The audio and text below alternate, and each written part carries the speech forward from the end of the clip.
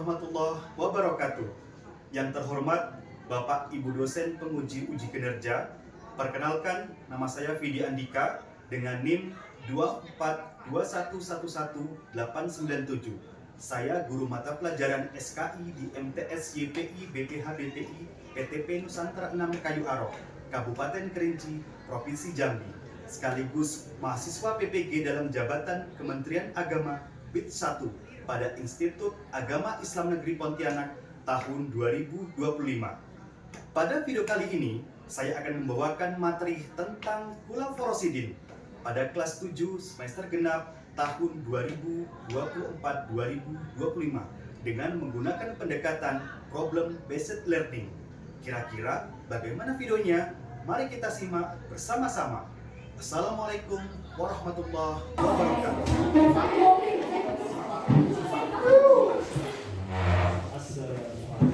Waalaikumsalam warahmatullahi wabarakatuh. Sudah siap menerima materi pada pagi hari ini? Siap, sudah. Sebelumnya, Assalamualaikum warahmatullahi wabarakatuh. Waalaikumsalam warahmatullahi wabarakatuh. Apa kabar semuanya? Bikhair, alhamdulillah. Semangat. Apa kabar semuanya? Bikhair, alhamdulillah. Sekarang silakan terlebih dahulu ke kelas, dipimpin doanya.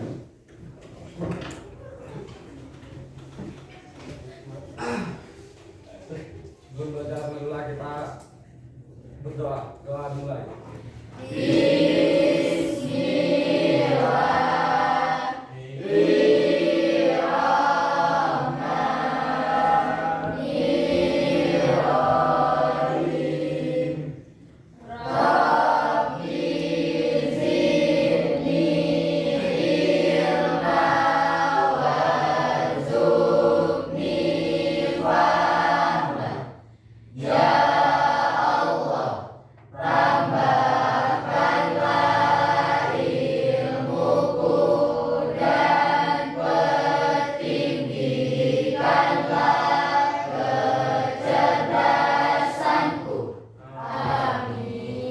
Doa sekali.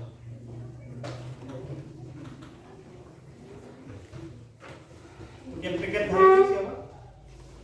Sudah dibersihkan kelasnya? Sudah. Sudah disapu. Sudah, Terus Pak. sampah tadi sudah dibuang. Sudah. Tolong untuk baju yang belum dirapikan tolong dirapikan dulu. Meja yang masih enceng tolong dirapikan. Sebelum memulai pelajaran, usahakan semuanya harus tertib dan rapi. Ya. Dan silakan sekarang dikeluarkan buku SKI-nya. Kita lanjut di semester 2 ini. Kita akan membahas tentang Khulafur-Rasyidin. Ya. Sebelum masuk ke materi, Bapak cek kehadiran kita dulu. Inan Aulia Pinta, Hadir, Pak. Wanisa Yufa Moristi, Hadir, Pak. Cinta Al-Fatia Putri, Hadir, Pak. Abiandika Ramadan, Hadir, Pak. Rehan Widi Pamungkas, Hadir, Pak. Kadzamar Latinsani, Hadir, Pak. Kiandra Raditya, Hadir, Pak. Nesya Deli Putri, Hadir, Pak. Safa Ebilia, Hadir, Pak. Virgina Ladika, Hadir, Pak. Mzaki Hafiz, Hadir, Pak. Khairul Azam, Hadir, Pak. Aliska Dira, Hadir, Pak. Septi Ramadhani, Hadir, Pak. Gefira Laila, Hadir, Pak. Vanessa Nur Anissa, Hadir, Pak. Ocha Artalita, Hadir, Pak. Jihan Elvinda, Hadir, Pak. Alia Putri, Hadir, Pak. Alena Putri, Hadir, Pak. Azara Nur, Hadir, Pak. Natasha Okta, Hadir, Pak.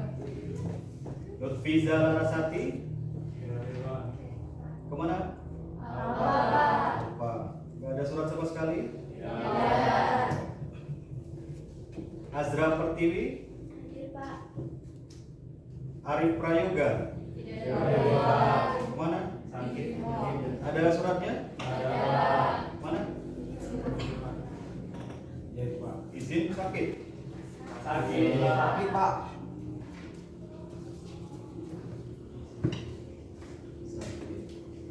Aska Azara. Hadir, Pak. Berarti 2 orang hadir ya? Ya, Pak.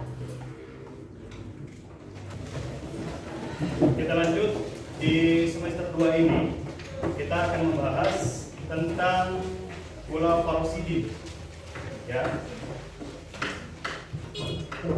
Perkembangan Islam pada masa Gula Farosidin.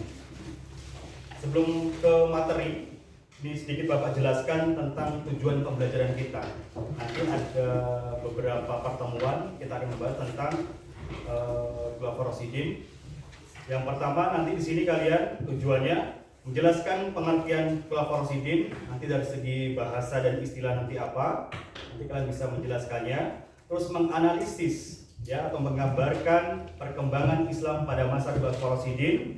Yang ketiga menjelaskan biografi Gula Farosidin, biografi masing-masing Gula Farosidin tadi, mulai dari Abu Bakar, Utsman, Umar, Utsman dan Ali. Terus jasa-jasa dari Gula Farosidin, kalian nanti bisa menjelaskan jasa-jasa dari masing-masing Gula Farosidin. Ya, terus menyebutkan sifat-sifat atau kepribadian yang baiknya. Insya Allah kalau untuk Gula Farosidin itu sifat-sifat dan kepribadiannya sangat baik ya. Nanti kalian bisa menjelaskan satu persatu atau bisa memahami tentang sifat-sifat dan kepribadian Gula Farosidin. Yang terakhir, meneladani atau mengambil ibrohnya sifat-sifat dan kepribadian Gula Farosidin itu. Ya, paham untuk 6 tujuan tersebut? Nah, sebelumnya mari sama-sama kita simak video yang Bapak siapkan. Nanti di video ini nanti kalian tolong disimak, apa-apa nanti yang sekiranya penting bisa dicatat di buku catatan kalian masing-masing. Ya.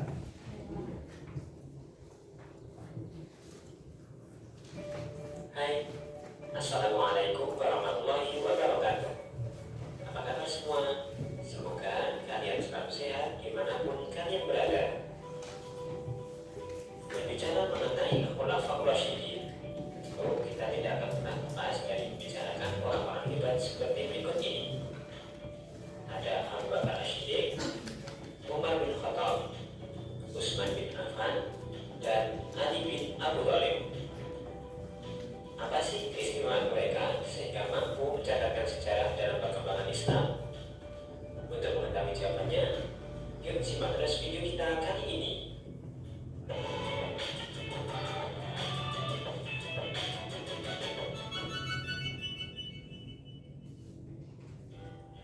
Sepeninggal baginda Nabi Muhammad SAW, maka kepemimpinan umat Islam dipegang oleh 4 sahabat Nabi yang paling berjasa, yakni Abu Bakar, Umar, Utsman, dan Ali. Hal ini bukan tanpa dasar, melainkan karena mereka merupakan pribadi-pribadi terbaik hasil didikan Rasulullah SAW secara langsung. Kita mulai dari Abu Bakar As-Siddiq. Abu Bakar dilahirkan di Mekah tahun 573 Masehi dari keluarga terhormat, tepatnya 2 tahun 1 bulan setelah kelahiran Nabi Muhammad SAW. Nama asli beliau adalah Abu Quhafah. Abu Bakar merupakan salah satu dari as-sabiqun al-awwalun atau orang-orang yang pertama masuk Islam. Ketika ia masuk Islam, seluruh harta bahkan jiwanya rela ia korbankan untuk membela agama ini.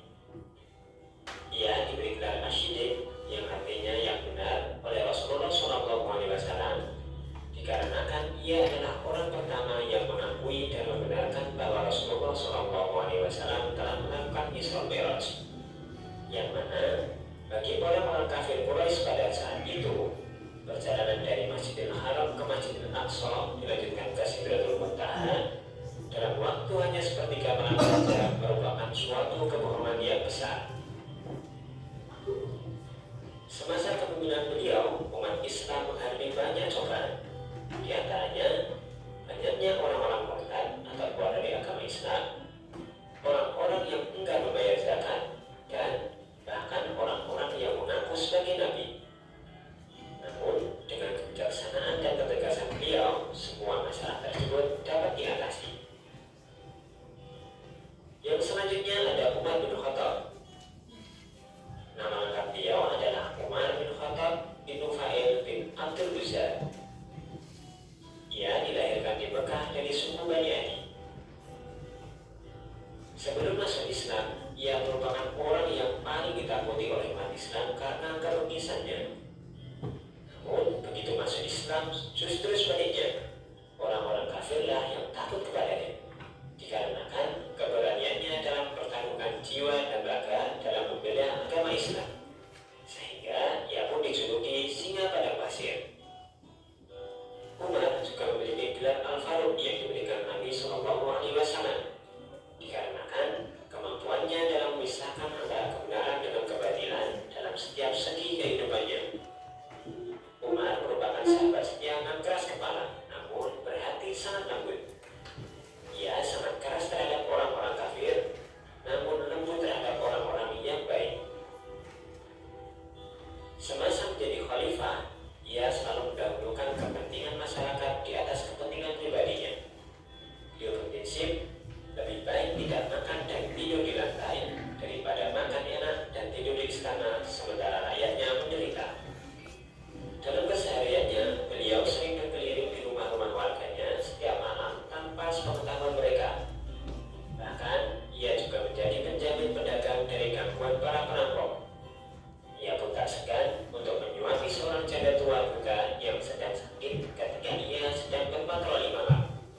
Itulah Umar bin Khattab, seorang pemberani namun berhati yang sangat lembut. Khalifah yang selanjutnya adalah Utsman bin Affan. Beliau adalah khalifah ketiga penerus Umar bin Khattab. Utsman merupakan seorang pebisnis yang ulung dan kaya raya, namun sangat dermawan. Ia tak segan mengeluarkan seluruh hartanya untuk kepentingan umat Islam. Misalkan saja, beliau pernah membeli sumur dari orang Yahudi seharga 200.000 dirham atau setara 2,5 kilogram emas saat itu. Kemudian diwakafkan untuk umum. Ia juga hibahkan 1.000 ekor unta, 70 ekor kuda, ditambah 1.000 dirham untuk keperluan perang Tabuk. Selain itu, ia pun menyumbang ribuan karung gandum yang diangkut oleh 1.000 ekor unta untuk diberikan kepada kaum miskin ketika terjadi bencana kekeringan. Utsman bin Affan merupakan orang yang paling beruntung disebabkan ia dipercaya menikahi putri kedua dan ketiga Nabi, yakni Ruqayyah dan Ummu Kalsum. Hal inilah yang menjadikan Utsman bin Affan memiliki julukan Dzunurain atau pemilik dua cahaya. Kemudian yang terakhir ada Ali bin Abi Thalib dengan nama asli Haidar bin Abu Thalib. Ali merupakan sepupu Nabi Muhammad SAW dan orang kedua yang mempercayai kerasulan Nabi Muhammad, tepatnya setelah Khadijah. Sejak kecil Ali diasuh oleh Rasulullah SAW sebagai anak angkat. Yang selanjutnya, ketika hijrah ke Madinah, ia dinikahkan dengan Fatimah putri Nabi Muhammad SAW. Di usia remaja, sejak wahyu pertama turun, beliau banyak belajar langsung pada Rasulullah SAW, sehingga menjadikannya seorang yang sangat cerdas, berani, dan sabar. Karena kecerdasannya, Rasulullah pun tak segan mengatakan, "Anna manilatul ilmu, wa ayu babuha," yang artinya, aku adalah kota ilmu, sementara Ali adalah pintu gerbangnya. Selama menjabat sebagai khalifah, ia banyak memecahkan masalah umat dengan kecerdasan dan kesabaran yang dimilikinya. Di antaranya, memperbaiki sistem keuangan negara, membangun infrastruktur, dan juga mengembangkan ilmu bahasa untuk memudahkan orang-orang dalam mempelajari Al-Quran dan hadis Nabi, yang mana pada saat itu Islam telah sampai ke daratan India.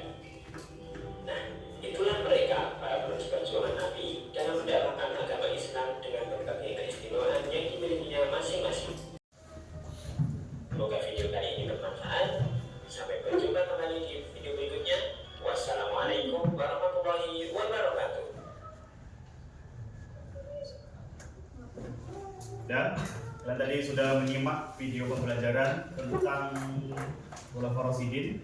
Dari sepanjang video yang telah dijelaskan tadi, bisa menyimpulkan apa isi dari video tadi? Perwakilan?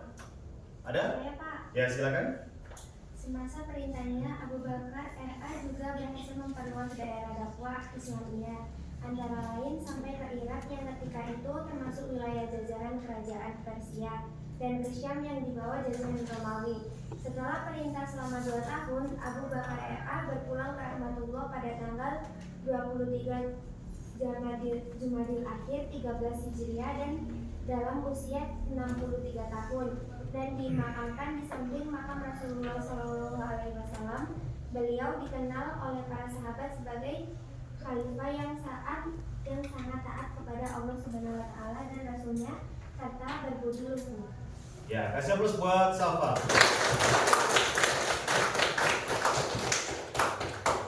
Nah, sudah. Tadi sudah disimpulkan sama Safa. Sekarang sedikit Bapak akan jelaskan tentang pengertian dari Khulafaur Rasyidin.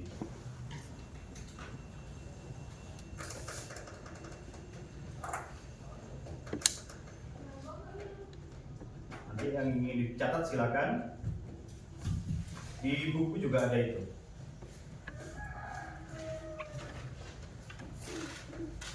Khulafaur Rasyidin. Nih ada 4, ada Khalifah Abu Bakar As-Siddiq, ada Khalifah Umar bin Khattab, Khalifah Utsman bin Affan, dan Khalifah Ali bin Abi Thalib. Yang pertama kita pengantar dulu untuk pengertian dari Khulafaur Rasyidin. Menurut bahasa, untuk definisi Khulafaur Rasyidin, menurut bahasa Al-Khulafa jamak dari kata khalifah yang artinya pengganti. Sedangkan Ar-Rasyidun jamak dari kata Ar-Rasyid, artinya yang mendapat petunjuk. Jadi menurut bahasa, Khulafaur Rasyidin adalah para pengganti yang mendapat petunjuk. Sedangkan menurut istilah, Khulafaur Rasyidin adalah pemimpin-pemimpin, ya, pemimpin pengganti Rasulullah SAW yang terdiri dari Abu Bakar As-Siddiq, Umar bin Khattab, Utsman bin Affan, dan Ali bin Abi Thalib. Itu pengertian dari Khulafaur Rasyidin. Nah, ini ada kelompok yang mengaku berhak menjadi pemimpin pengganti Rasulullah pada masa itu. Muhajirin, kaum Muhajirin itu dipimpin oleh Abu Bakar As-Siddiq, ya, diwakili. Kaum Ansor, Sa'ad bin Ubadah diwakili, dan keluarga Rasul ada Ali bin Abi Thalib. Dari ketiga kaum ini berembuk dan memutuskan bahwa pengganti pertama Rasulullah adalah Abu Bakar As-Siddiq. Yang pertama ini ada Khalifah Abu Bakar As-Siddiq. Kebijakan penting Khalifah Abu Bakar As-Siddiq ini, ya, bisa dibaca: modifikasi atau pembukaan Al-Quran, perluasan wilayah. Nih, murtad, tahu murtad ya? Keluar dari agama Islam. Nih, ini salah satu programnya, beberapa program dari Abu Bakar As-Siddiq, memerangi kaum murtad. Terus munculnya nabi-nabi palsu, ya. Terus modifikasi Al-Quran, perluasan wilayah. Nah, strategi politik perluasan wilayah Islam menganjurkan masuk Islam dengan jaminan perlindungan harta dan jiwanya. Yang kedua, jika tidak masuk Islam, membayar pajak, jiwa dan harta akan dijamin perlindungannya. Dan jika menentang akan diperangi atau dimusuhi. Nah, ini wilayah yang menjadi target dari Abu Bakar As-Siddiq, ya, wilayah yang dikuasai oleh Kekaisaran Persia dan Bizantium di daerah Romawi. Ada Persia dan Irak, Suriah, Syam, bagian barat, utara Jazirah Arab. Perluasan ke wilayah ini dipimpin oleh Khalid bin Walid dan Musanah bin Harisa. Di Bizantium ada Damaskus, Palestina, Yordania, dan Hibs. Selanjutnya ada Khalifah Umar bin Khattab. Nah, ini sekilas tentang kehidupan Umar bin Khattab. Ya, Umar bin Khattab orang yang kritis terhadap keputusan Rasulullah, tegas terhadap perkara yang benar dan salah. Terus penasihat utama Abu Bakar As-Siddiq pada Abu Bakar As-Siddiq pada waktu itu. Prestasi pentingnya, yang pertama perusahaan wilayah, penataan administrasi dan keuangan pemerintah, dan menetapkan kalender Hijriah. Gitu. Perusahaan wilayah, ada wilayah Suriah, ada Persia, ada Mesir, Afrika, dan Eropa Timur.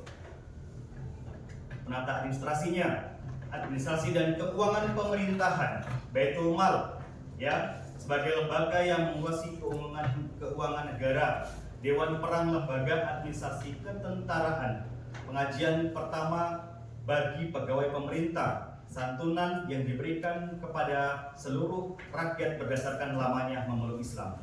Jadi semakin lama semakin besar untuk tunjangan. Menetapkan kalender Hijriah.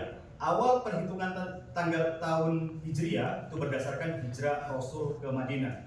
Hijrah adalah simbol titik balik kemenangan Islam. Hijrah menandai pembagian surat-surat Al-Quran, dan hijrah menandai 2 periode dakwah, periode Mekah dan periode Madinah. Yang ketiga ada Khalifah Utsman bin Affan. Ini sekilas tentang Utsman bin Affan, ya. Utsman bin Affan dipilih menjadi khalifah berdasarkan tim yang dibentuk oleh Umar pada saat itu.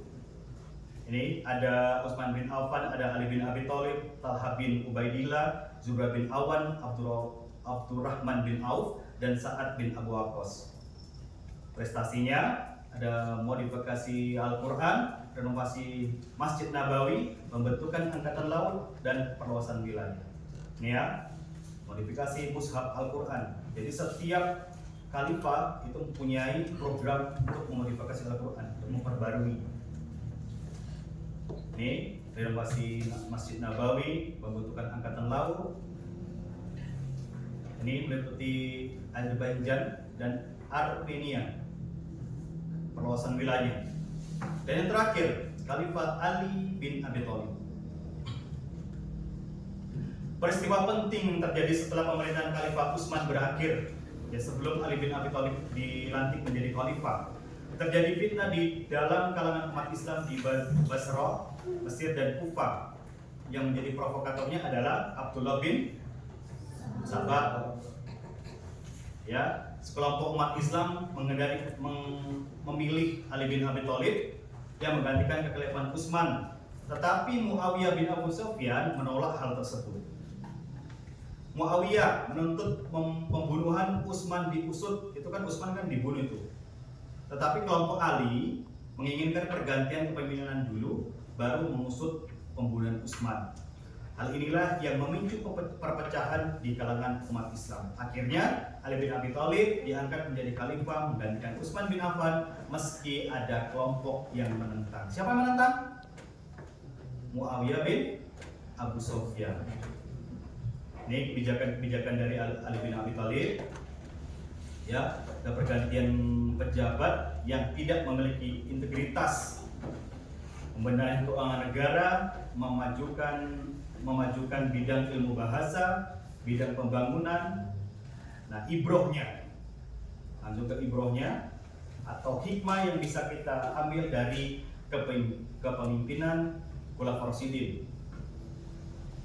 Abu Bakar As-Siddiq tegas, teguh memegang kebenaran, memberantas gerakan yang telah menyalahi Islam. Umar bin Khattab mengenalkan nilai-nilai demokrasi dalam Islam, mengutamakan kepentingan rakyat, pejabat dipilih berdasarkan kecakapan. Utsman bin Affan lemah lembut, mementingkan tindakan damai, memperhatikan kepentingan rakyat. Ali bin Abi Thalib disiplin, tegas, keras, membela kebenaran, mementingkan keputusan yang telah disepakati, dan mengutamakan kebenaran. Nah, ini gaya kepemimpinannya. Kalau Abu Bakar orangnya lembut dan tegas. Umar cerdas, tegas, mementingkan rakyatnya. Utsman soleh, penyantun, sabar. Ali tegas, mengutamakan kebenaran. Mudah-mudahan kalian termasuk golongan sikap dan kepribadiannya seperti ini. Ya.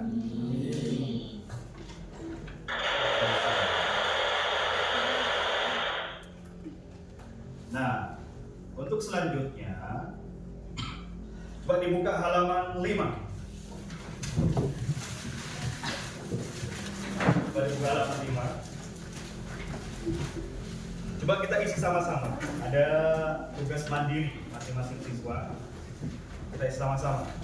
Nomor 1, ini benar atau salah ya? Nanti ada yang jawab benar, angkat tangan. Yang jawab salah, angkat tangan. Abu Bakar As-Siddiq, pernyataannya. Yang pertama, Abu Bakar As-Siddiq radhiyallahu anhu terkenal sebagai anak yang baik, benar atau salah? Benar. Checklist. 2.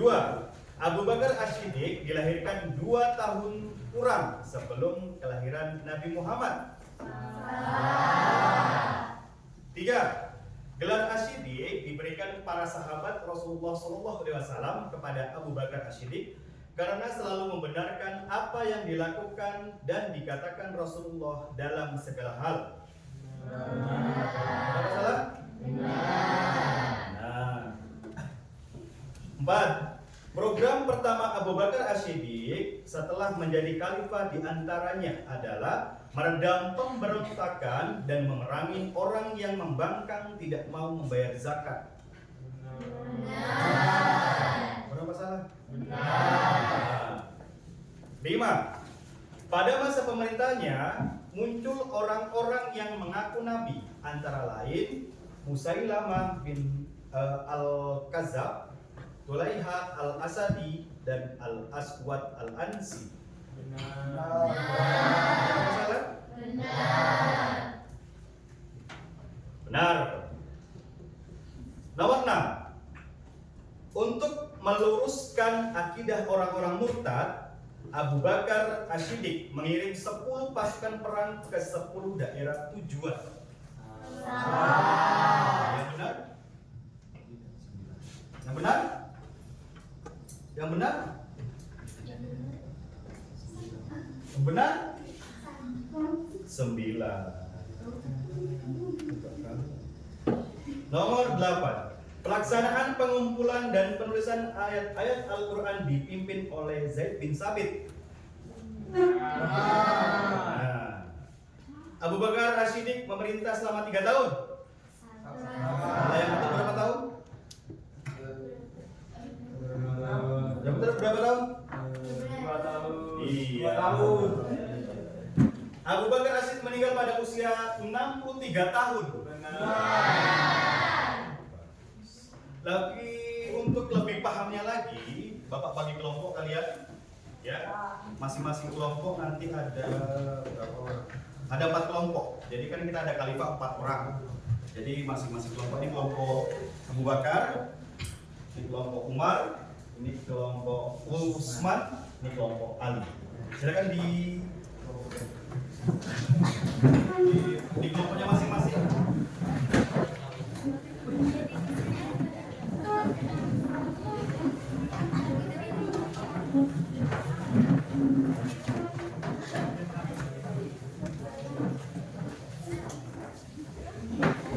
Udah, dengarkan instruksinya.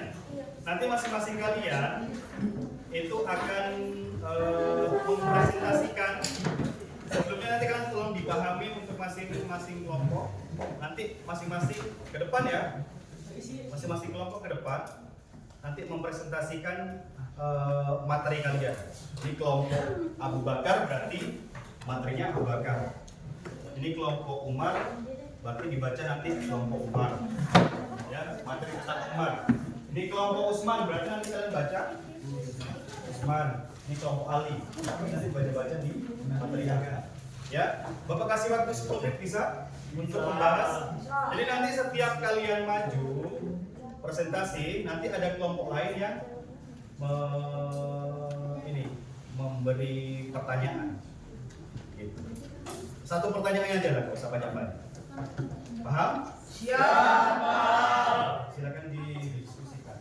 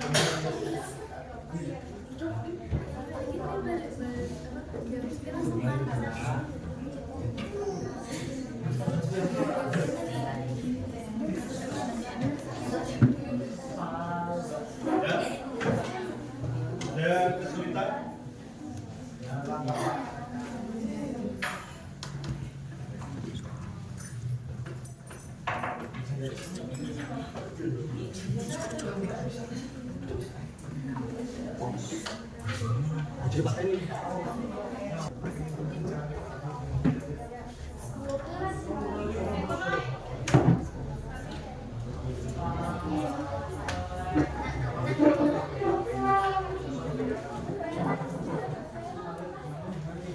selesai?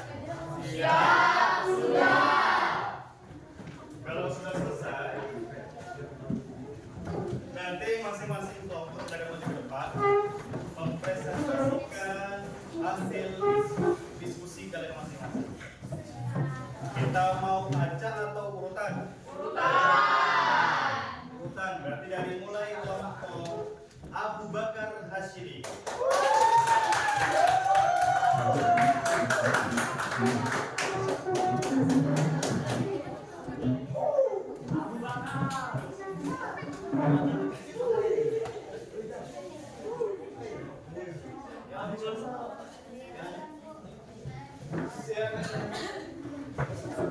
Silakan kelompok Abu Bakar, yang lainnya bisa tenang. Kita simak sama-sama. Yuk, lanjut. Assalamualaikum warahmatullahi wabarakatuh. Waalaikumsalam warahmatullahi wabarakatuh. Baiklah, kami dari kelompok Abu Bakar ingin mempresentasikan hasil diskusi kelompok kami yang akan disampaikan oleh Jihan.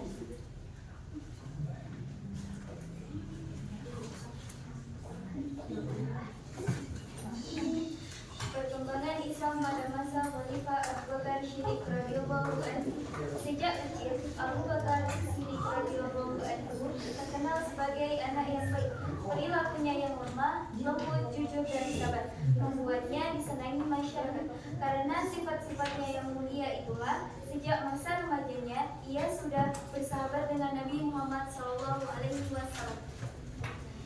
Ia dilahirkan 2 tahun 1 bulan setelah kelahiran Nabi Muhammad SAW. Ia terkenal dengan julukan Abu Bakar radhiyallahu anhu. Sedangkan gelar Siddiq diberi oleh para sahabat karena ia selalu membenarkan Rasulullah SAW dalam segala hal. Dialah yang menemani Nabi Muhammad di Gua Sur dan orang yang pertama kali memeluk Islam dari kalangan orang Quraisy. Tentang Abu Bakar radhiyallahu anhu, Rasulullah SAW bersabda, sungguh orang yang paling dekat kepadaku persahabatan dan hartanya ialah Abu Bakar. Andai kata aku boleh memilih teman di antara umatku, maka akan kupilih Abu Bakar. Tetapi kecintaan dan persaudaraan dalam Islam cukup memadai. Tidak ada satupun pintu dalam masjid yang terbuka kecuali pintu Abu Bakar. Hadis riwayat Bukhari. Sampai saat ini di Masjid Nabawi, Madinah masih ada sebuah pintu yang disebut pintu Abu Bakar radhiyallahu anhu, yaitu pintu yang selalu beliau melalui semasa hidupnya jika masuk ke masjid melalui rumah beliau. Tidaklah mengherankan jika sewaktu Nabi Muhammad sakit, ia percaya oleh para sahabat menjadi imam sholat. Juga pantaslah apabila kaum muslimin kemudian memilihnya sebagai khalifah atau pemimpin setelah Rasulullah SAW.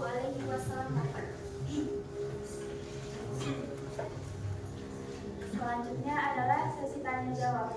Silakan untuk kelompok lain yang ingin bertanya. Ada yang ingin bertanya? Silakan berdiri. Ada maju sini.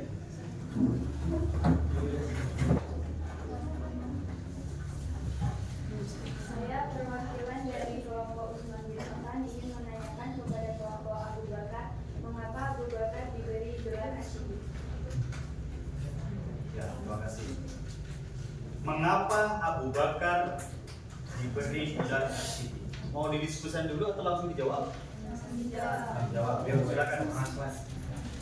Baiklah, saya akan menanggapi pertanyaan dari kelompok Utsman bin Affan. Mengapa Abu Bakar Asy-Siddiq? Mengapa Abu Bakar diberi gelar Asy-Siddiq? Jawabannya adalah Abu Bakar diberi gelar Asy-Siddiq karena selalu membenarkan dan mempercayai perkataan Nabi Muhammad SAW tanpa ragu. Termasuk ketika Nabi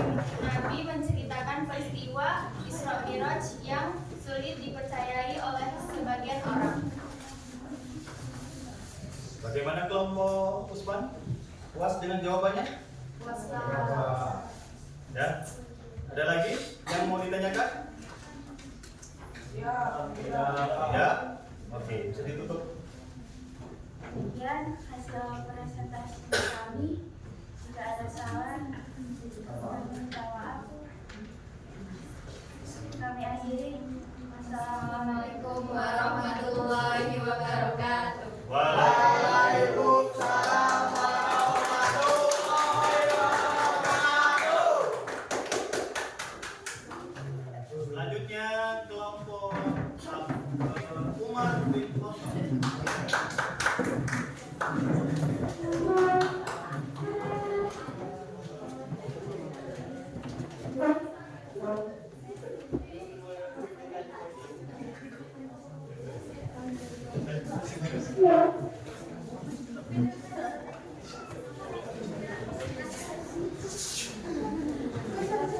Yuk,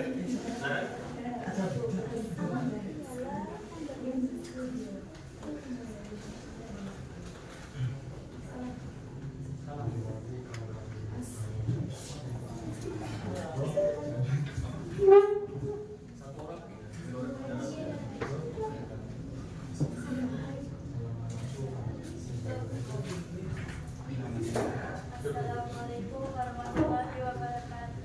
Waalaikumsalam warahmatullahi wabarakatuh. Kami dari kelompok Umar bin Khattab ingin menyampaikan hasil diskusi dari perkembangan Islam pada masa Khalifah Umar bin Khattab yang akan disampaikan oleh Perkembangan Islam pada masa Khalifah Umar bin Khattab radhiyallahu anhu. Umar bin Khattab radhiyallahu anhu lebih muda 13 tahun dari Nabi Muhammad SAW. Sejak usia dia sudah terkenal cerdas dan pemberani, tidak pernah takut menyatakan kebenaran di hadapan siapapun. Tidaklah mengherankan jika setelah Umar bin Khattab radhiyallahu anhu memeluk agama Islam, barisan Umar muslimin ditakuti oleh orang kafir Quraisy. Ia yang sebelum memeluk Islam paling berani menentang Islam, setelah memeluk Islam paling berani menghadapi musuh-musuh Islam. Oleh karena itu, terkenallah Umar bin Khattab radhiyallahu anhu sebagai singa padang pasir yang sangat disegani.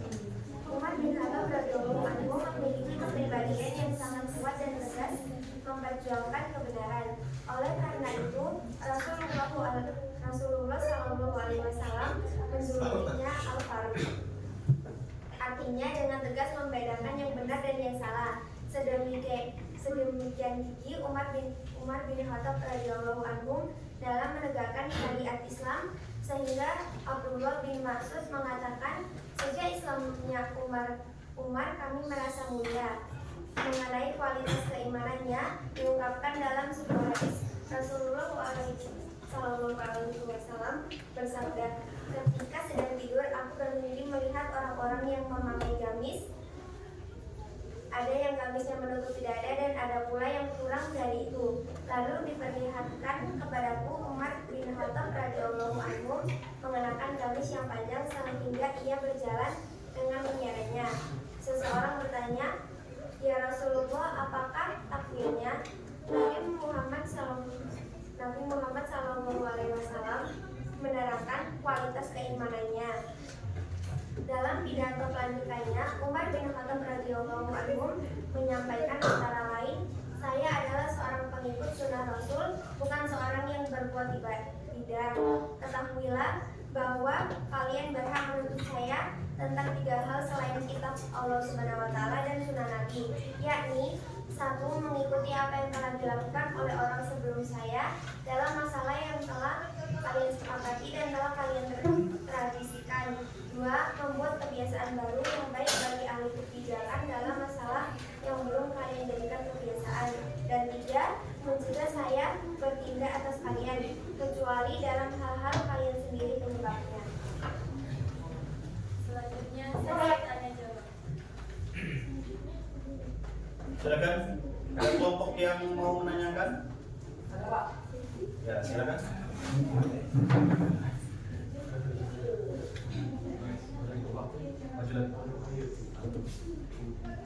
Saya perwakilan dari kelompok Ali bin Abi Thalib Ini menanyakan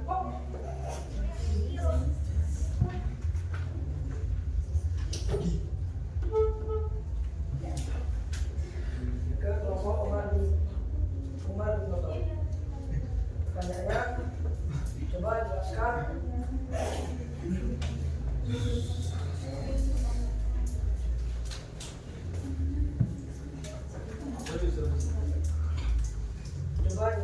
bagaimana sikap Umar bin Yang lain.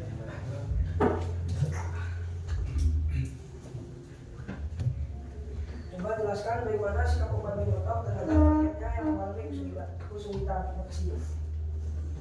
Bagaimana sikap Umar bin Khattab kepada rakyatnya dalam mengalami kesulitan? Mau dijawab langsung atau mau didiskusikan dulu? Jawab langsung, silakan. Baiklah, saya akan menanggapi pertanyaan dari kelompok Ali bin Abi Thalib. Jawabannya adalah Umar bin Khattab sangat peduli terhadap rakyatnya. Beliau sering berkeliling untuk mengetahui kondisi rakyat secara langsung. Salah satu kisah terkenal adalah ketika beliau memikul sendiri karung gandum untuk diberikan kepada seorang ibu dan anak-anaknya yang kelaparan. Sebagian dari itu ya. Gimana kelompok Ali? Puas dengan jawabannya? Ya. Bisa ditutup. Atau ada lagi yang mau ditanyakan? Siap. Tutup. Presentasi kami.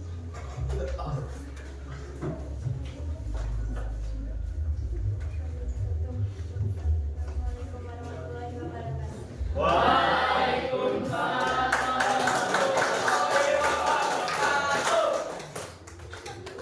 Selanjutnya, mari sama-sama kita dengarkan presentasi dari kelompok Usman bin Affan.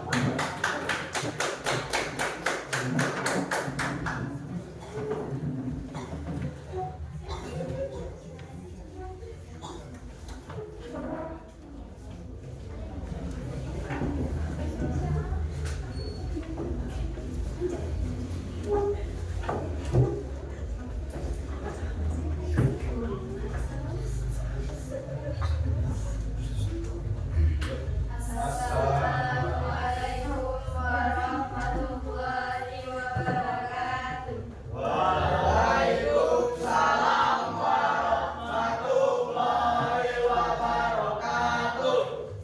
Kami dari kelompok Usman bin Affan ini mempresentasikan hasil dari diskusi kami yang akan disampaikan oleh dirinya. Perkembangan Islam pada masa Khalifah Utsman bin Affan radhiyallahu anhu. Khalifah Utsman bin Affan radhiyallahu anhu adalah khalifah ketiga dari Khulafaur Rasyidin.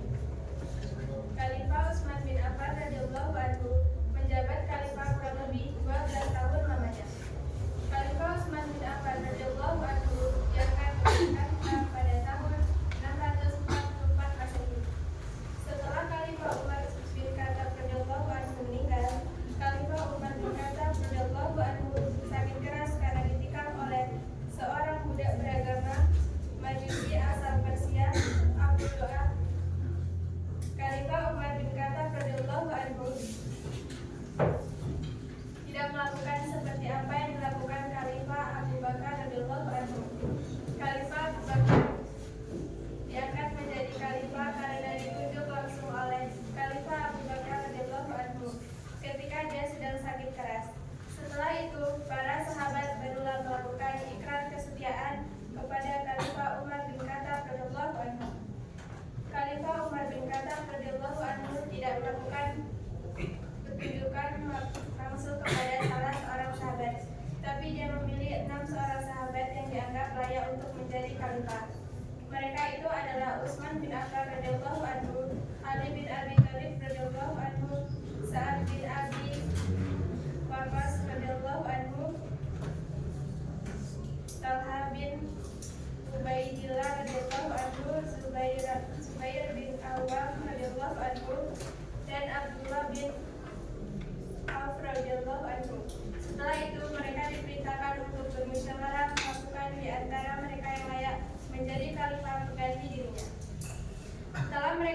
musyawarah, akhirnya disepakati bahwa yang layak menjadi pengganti Khalifah Umar bin Khattab radhiyallahu anhu adalah Utsman bin Affan radhiyallahu anhu. Para sahabat kemudian membuat ikrar kesetiaan. Barulah setelah itu umat Islam membuat ikrar kesetiaan kepada Khalifah Utsman bin Affan radhiyallahu anhu. Selanjutnya sesi tanya jawab. Ada yang ingin ditanyakan?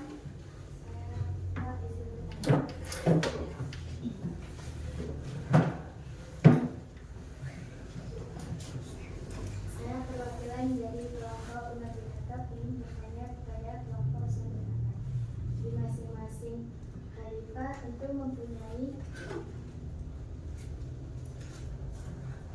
keistimewaan ataupun hikmah yang mulia.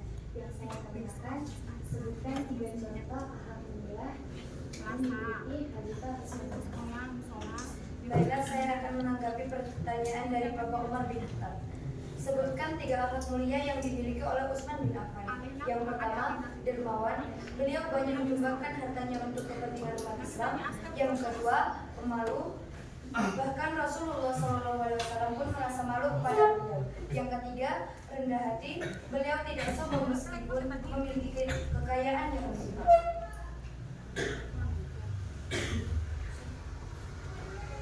Demikianlah hasil dari presentasi kami. Dan saya akhiri. Wassalamualaikum warahmatullahi wabarakatuh.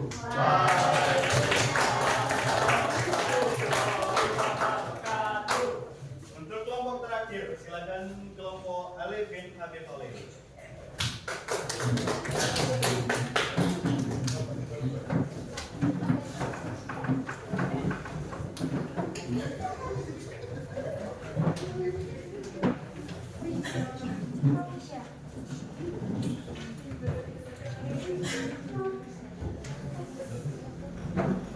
Assalamualaikum warahmatullahi wabarakatuh. Waalaikumsalam warahmatullahi wabarakatuh. Baik, kami dari kelompok Ali bin Abi Thalib ingin menyampaikan hasil diskusi kami dan akan mempresentasikan yang akan dibacakan oleh Kak Rehan. Perkembangan Islam pada masa Khalifah Ali bin Abi Thalib.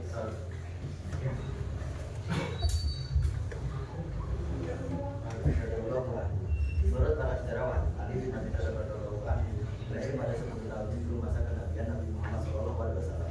Dia lahir sekitar tahun awal Masehi. Nama Ali bin Abi Thalib radhiyallahu anhu semasa kecil adalah Haidar bin Abi Thalib. Haidar yang berasal Singa adalah harapan keluarga untuk mempunyai penerus yang dapat menjadi tokoh berani dan sekali di antara kaum. Ali bin Abi Thalib radhiyallahu anhu adalah sepupu Nabi Muhammad SAW.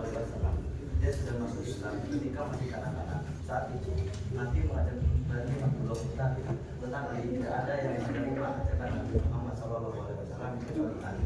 Sesungguhnya itu, bahkan paman Nabi Muhammad SAW sendiri, Abu Lahab, justru menjadi penentangnya yang utama.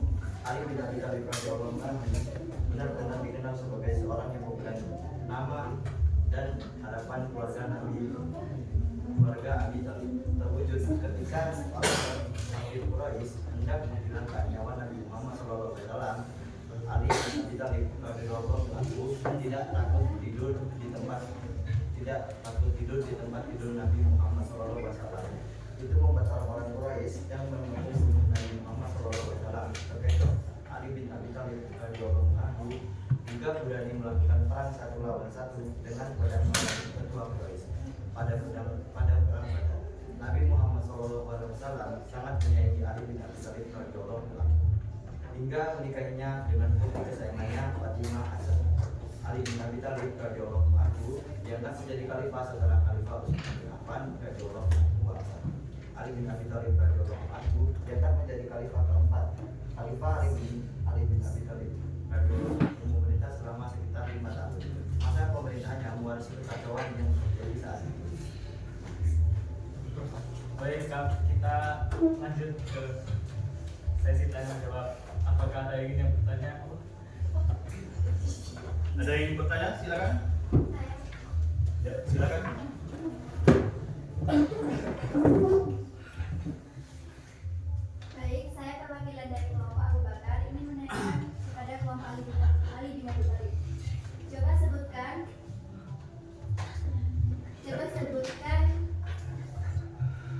kebijakan penting Ali bin Abi Thalib pada masa kekhalifahannya. Terima kasih. Coba sebutkan Kebijakan kebijakan penting dari Ali bin Abi Thalib selama masa kekhalifahannya. Mau dijawab langsung atau di diskusi dulu? Mau dijawab langsung? Baiklah, saya akan menjawab pertanyaan dari kelompok Abu Bakar. Kebijakan penting Ali bin Abi Thalib selama masa kekhalifahannya. Kebijakan penting Ali bin Abi Thalib adalah satu, menjadi beberapa bidang sebelumnya diangkat berdasarkan kekerabatan, bukan atas dasar kemampuan untuk memastikan pemerintahan yang adil atau korbanan.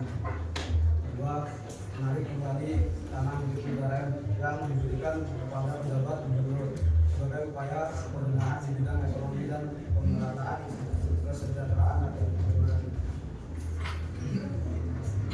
Baik, mungkin hanya itu yang dapat kita sampaikan. Apabila ada kekurangan mohon dimaafkan. Kami akhiri. Wassalamualaikum warahmatullahi wabarakatuh.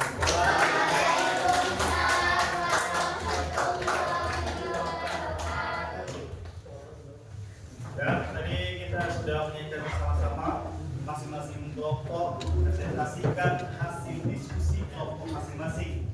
Ya, tadi sudah ada yang bertanya dan kelompok lain sudah menjawab. Sekarang di situ masing-masing kelompok lagi ada tugas buat kalian. Sebelum Bapak nanti bacakan kesimpulannya, ada LKPD, lembar kerja siswa. Tolong dikerjakan. Bapak kasih waktu 5 menit.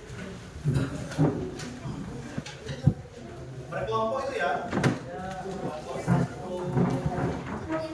Ada 10 soal, silakan nanti dikerjakan, didiskusikan bersama. 5 menit.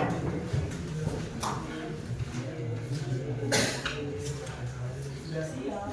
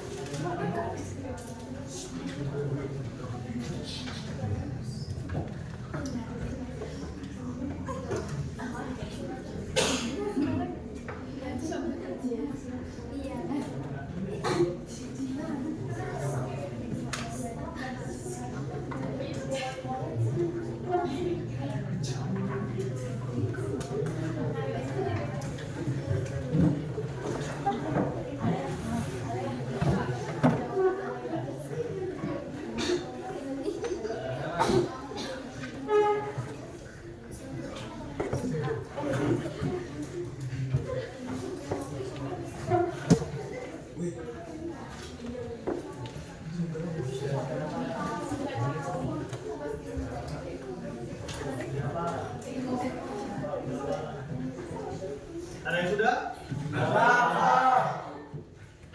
Dikumpulkan. Perwakilan satu orang ke depan.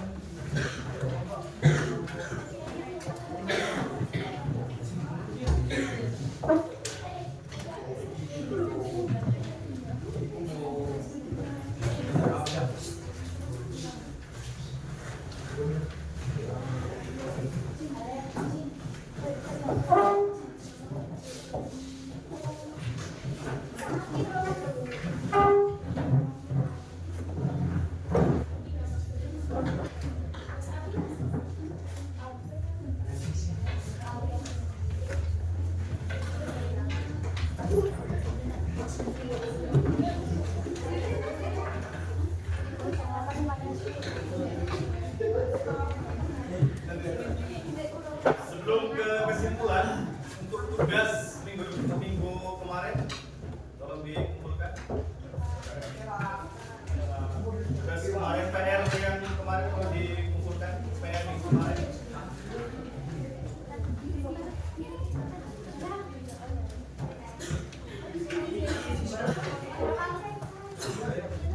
PR minggu kemarin ya, ada 30 soal.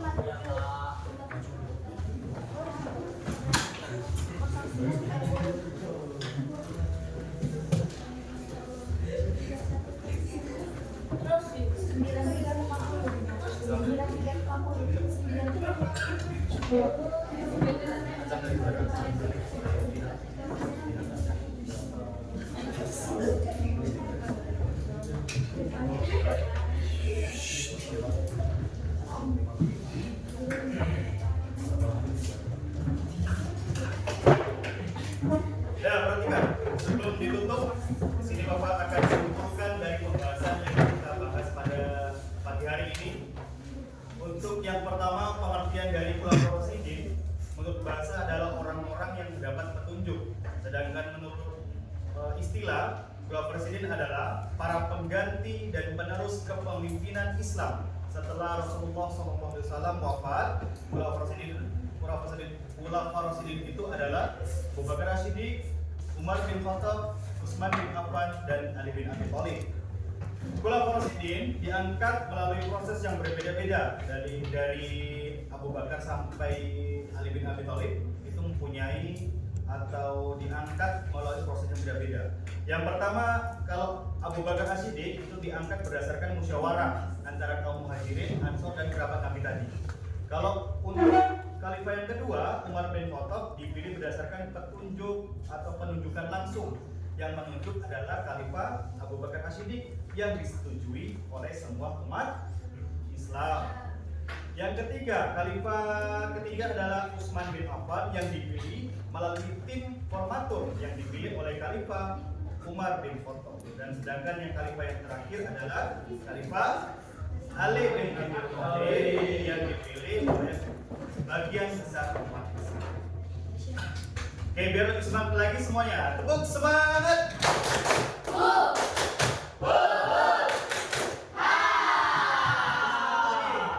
Tepuk semangat.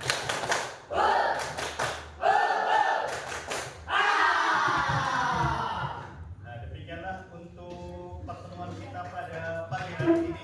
Mudah-mudahan apa yang kita sampaikan atau Bapak sampaikan, kalian sampaikan tadi, jika ada hal-hal penting atau bisa kita terapkan dalam kehidupan sehari-hari dan dapat kita ambil ibrohnya atau manfaatnya atau hikmahnya dalam materi Khulafaur Rasyidin tadi. Ya, demikianlah yang pertemuan kita pada pagi hari ini. Lebih dan kurang Bapak mohon maaf. Kita sambung minggu depan. Wassalamualaikum warahmatullahi wabarakatuh. Waalaikumsalam.